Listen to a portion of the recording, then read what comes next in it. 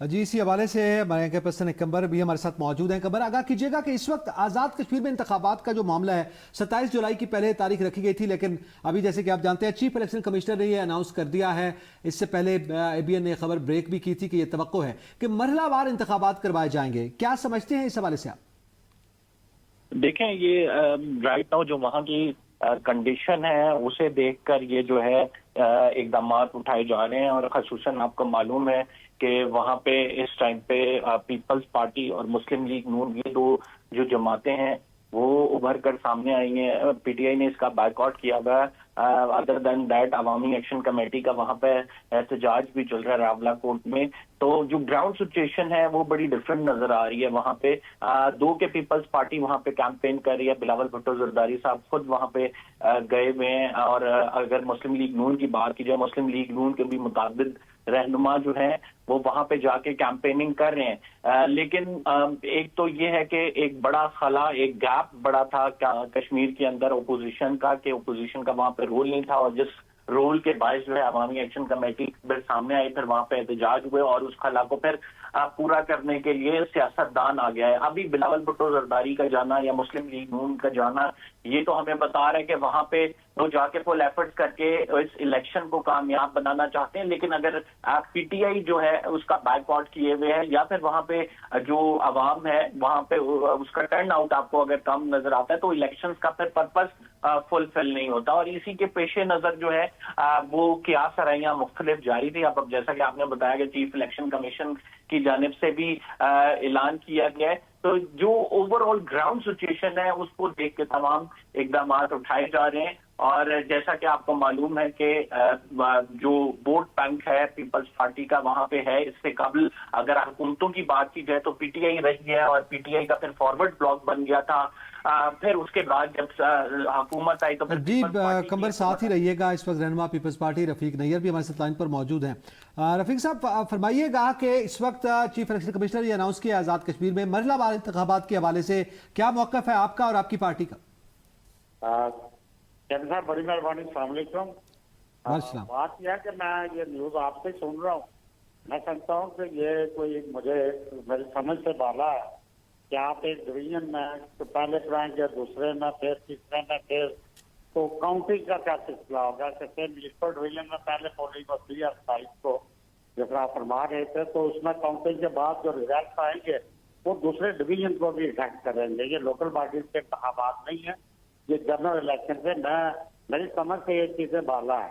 मैं समझता हूँ कि ये चीफ इलेक्शन कमिश्नर की क्रेडिबिलिटी, चीफ इलेक्शन कमिश्नर आजाद कश्मीर की क्रेडिबिलिटी और दीगर जो मुतलकीन है उनकी क्रेडिबिलिटी कुछ बहुत ज्यादा हो जाएंगे।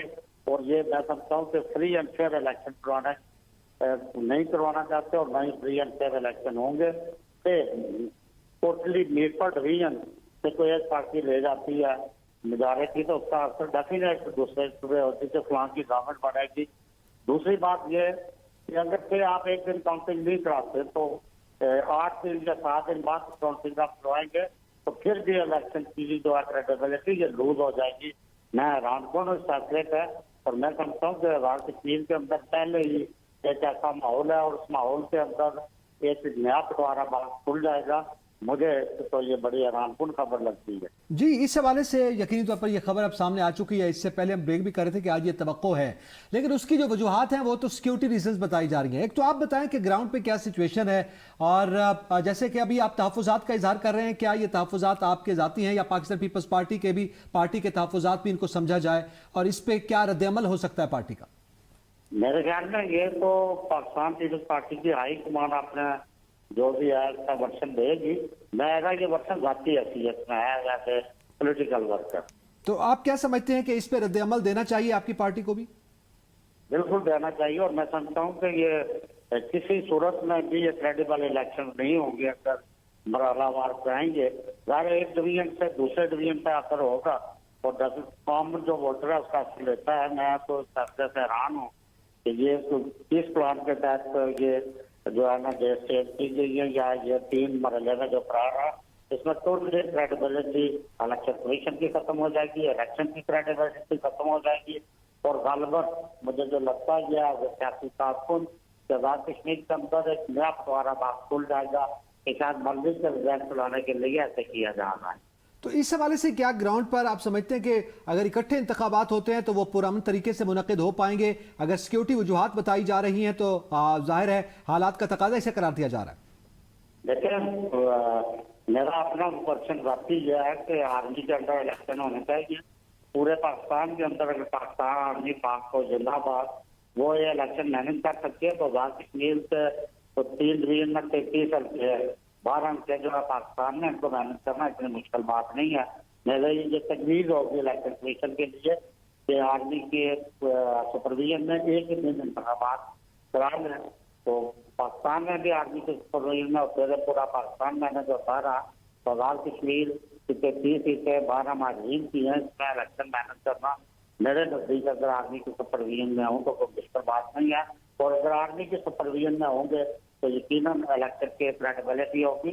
2001 के इलेक्शन में आर्मी के सुपरविजन में इलेक्शन हुए थे और आज तक उन इलेक्शन का कोई मुझे नहीं उठाता। इस हवाले से आप क्या समझते हैं ओवरऑल ये तहफ़्फ़ुज़ात जिनका आप ज़ाती हैसियत में कर रहे हैं ये दीगर सियासी रहनुमा और सियासी जमातों के भी हो सकते हैं, तो क्या ये तवक्को की जा सकती है कि सियासी जमातें इस फैसले पर अपने तहफ़्फ़ुज़ात का इजहार करेंगी जो भी हिस्सा ले रहे हैं इलेक्शन? सियासी सूझबूझ रखते हैं तो वो करेंगे। यकीनन मुझसे ज्यादा सियाने और सीनियर लोग आजाद कश्मीर के अंदर है, तो उसमें कोई एक आध पार्टी की शायद कोई प्लानिंग हो या उसकी न कोई चीज मुखालफत करे, लेकिन मेरे ख्याल में तमाम पोलिटिकल पार्टी इस सिलसिले में एक देख कर नहीं आ सके। क्या आप समझते हैं रफीक नैयर साहब इससे पहले कोई ऐसी प्रेसिडेंट मौजूद है? जी हाँ, सिर्फ 2022 के लोकल बॉडीज के इलेक्शन थे। लोकल बॉडीज के इलेक्शन में वो लोकल सिनेरियो जो होता है उसमें इलेक्शन होते हैं, वो डिस्ट्रिक्ट के चेयरमैन, यूसीस के चेयरमैन, उसका ओवरऑल आजाद कश्मीर के बिगर इजला में कोई असर नहीं पड़ता। इसका डेफिनेट एक असर पड़ेगा और मैं फिर ये कहने के लिए चाहता हूँ कि इसे आजाद कश्मीर के इलेक्शन कमीशन की क्रेडिबिलिटी टोटली खत्म हो जाएगी और आजाद कश्मीर के अंदर पहले ही हालात आपके सामने एक नया फुआरा बात खुल जाए। अच्छा, इस हवाले से ज़ाहिर है कुछ सूबों में जहाँ पे हालात का भी मामला होता है उस हवाले से भी ये सवालात जो हैं वो जन्म लेते हैं। आप साथ रहिएगा रफीक नैयर साहब। लतीफ़ अकबर साहब हमारे साथ लाइन पर मौजूद हैं, स्पीकर आज़ाद कश्मीर असेंबली। जी लतीफ़ अकबर साहब, ये खबर अभी सामने आई है, यकीनन आप जानते हैं चीफ इलेक्शन कमिश्नर की जानिब से अनाउंस किया गया कि इंतखाबात जो हैं आज़ाद कश्मीर में वो मरहलावार होंगे, जिसमें पहले मरहले में 27 जुलाई को मीरपुर में होंगे, फिर पूंछ में होंगे और इसी तरह दीगर डिवीजन में भी जो है मरहलावार इंतखाबात करवाए जाएंगे। आप क्या समझते हैं ये हिकमत अमली, ये स्ट्रेटजी मौजूदा हालात का तकाजा है? नहीं, बिल्कुल नहीं है। और मैं ये समझता हूँ कि जानकारी से समझता हूँ कि इलेक्शन का फेज में कराना, मुझे इस बात की समझ नहीं आई कि ये क्यों कराया जा रहा है। मुजफ्फराबाद पुरअमन है, मीरपुर भी पुरअमन है, इन दोनों में चलो पूंछ में कोई इशू है, इन इकट्ठे करवाना चाहते हैं। मेरा ये सवाल है चीफ इलेक्शन कमिश्नर से कि इनमें क्यों ये क्यों करना चाहते हैं ऐसी बात।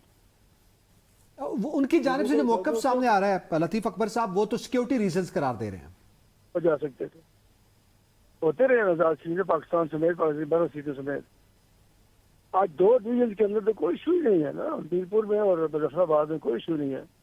मुजफ्फराबाद में तो बिल्कुल कोई इशू नहीं है।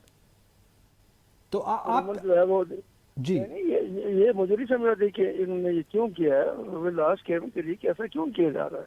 आप क्या समझते हैं, क्या वजूहात हो सकती हैं? ये तो मैं नहीं बता सकता क्या वजूहत है, लेकिन ये बिल्कुल गलत बात है। यानी सिक्योरिटी रीजंस को आप मुस्तरद करते हैं कि वो वजूहात नहीं है, हालात का तकाजा नहीं है? रीजन नहीं है, यहाँ पे सिक्योरिटी का इशू नहीं है मुजफ्फराबाद में। अच्छा, इसमें आप जी जी जी